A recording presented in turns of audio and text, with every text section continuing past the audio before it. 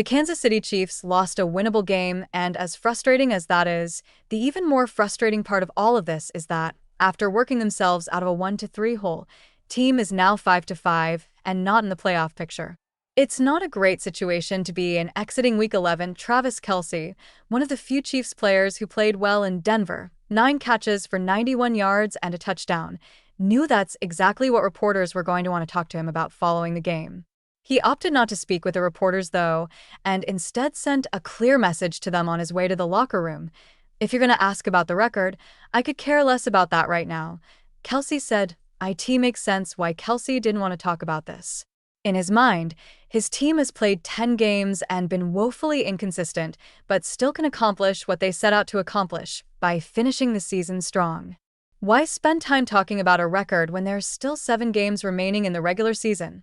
That being said, it is a bit of a strange feeling to see the Chiefs sitting at .500 this late in the season. Normally, they're at least at the top of their division, but this loss likely means that if they do get into the playoffs, it'll be as a wild card team.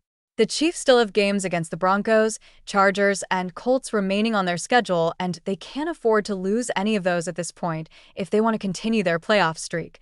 Kelce is clearly frustrated with his team's efforts, as are the fans. But it doesn't sound like the record is something he's going to lose sleep over. Now, everything else the team has struggled with, that's probably another story. Like any great sports empire, things come crumbling down one day, and it's never pretty. Kansas City may be experiencing that now, unless there's one more magical run down the stretch for Patrick Mahomes and company. Kelce has contemplated retirement before, but has largely denied harping on the idea of hanging it up for long. "I love football. I don't think I really thought about it that much," Kelce told reporters in June, via NFL.com. "I love coming in to work every single day. It wasn't a very tough one for me. I know I'm getting older, but at the same time I still feel like I've got a lot I can prove in this league. With that being said, it really wasn't that hard of a decision for me." That was before a 5-5 start, which has Kansas City on the outside looking in of the playoff race after Week 11. It was also before he got engaged to the world's biggest pop star, Taylor Swift. Kelce's comments could be nothing. The man's under more stress than ever after all. Or they're not nothing. The rest of the season is worth monitoring to see if this attitude from Kelce persists. Travis Kelce stands alone in Chiefs history. The superstar tight end reeled in a late touchdown catch to give Kansas City a fourth-quarter lead against the Broncos on Sunday. In doing so, he moved past Priest Holmes for sole occupancy of the Chiefs' all-time touchdowns record.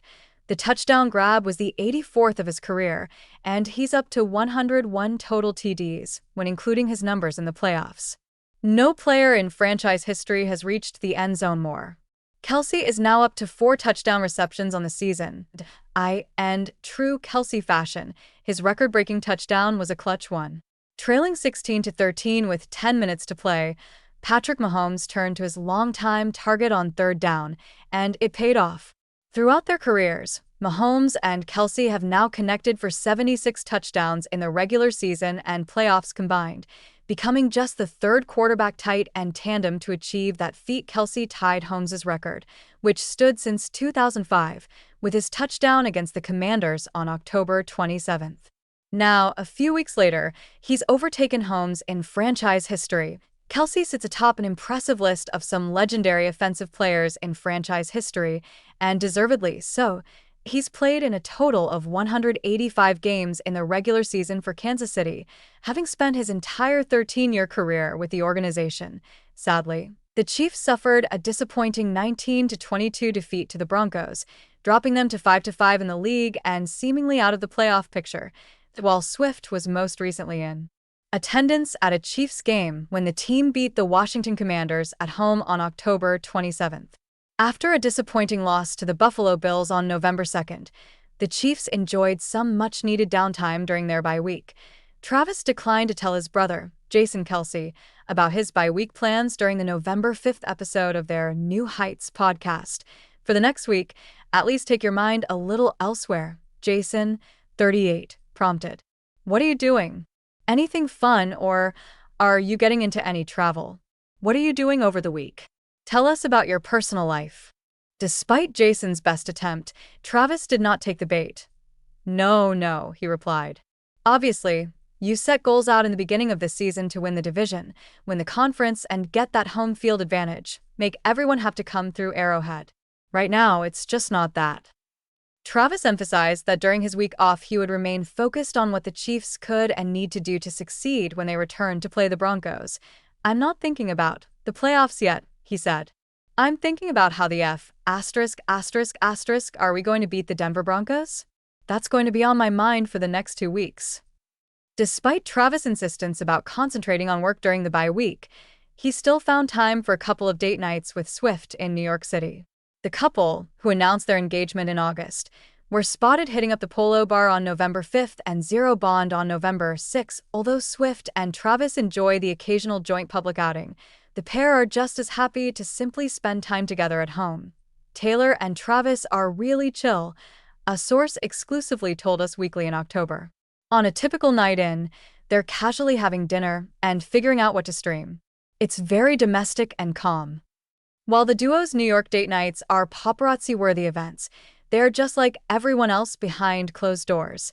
Taylor and Travis are super simple, the insider revealed. People expect glam when they visit them, but it's the complete opposite. Sometimes they're in sweats, eating takeout. It's not what you'd expect. As for their impending wedding, the plans are coming along, according to a second source. They're both very involved, and Taylor thinks it's cute that Travis wants to help. Meanwhile, the first insider told us that Swift and Travis don't want a long engagement since they very much want to start a family in the next year or so. The end of an era docuseries spills all the tea. Stop the presses. The biggest bombshell to drop from the full-length trailer for Taylor Swift's upcoming 6-part docuseries, The End of an Era, isn't about the tour. It's about her man.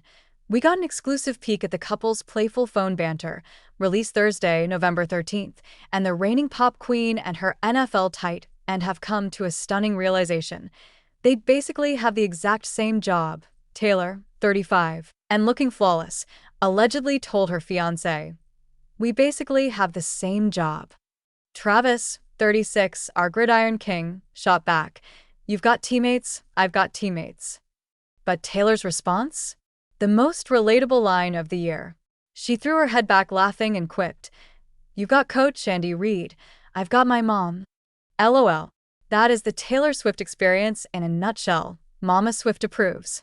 It's officially serious. The whole glorious chief star on the era's stage courtship is being laid bare for the world. Remember all those times Travis ditched the locker room for the audience and even the stage? It's all on full display. But the real relationship validation comes from the ultimate authority, Queen Mother herself, Andrea Swift. She drops the ultimate, tear-jerking endorsement in the trailer. Travis Kelce. He brings a lot of happiness. If Mama Swift is happy, we're all happy. The relationship is officially canon, but if you thought the snippets were over, think again. The trailer for the docuseries and the concert film, Taylor Swift, The Eras Tour, the final show, is dangerously good. We're talking exclusive behind-the-scenes moments, including a massive PDA hug between the pair. And get this. We see Travis Kelce rehearsing for the iconic I Can Do It With a Broken Heart costume change skit, which he famously performed at Wembley. The dedication, of course. The camera also catches Tay-Tay being the ultimate WAG, screaming from the stands in her Chiefs merch when she's not on stage. According to the press release, this Disney Plus special gives an intimate look at Taylor's life and the inner workings of the Eras Tour phenomenon. Translation: this isn't just a concert film, honey. This is the full-access, tea-spilling deep dive we've been waiting for. Clear your schedules. You don't want to miss this.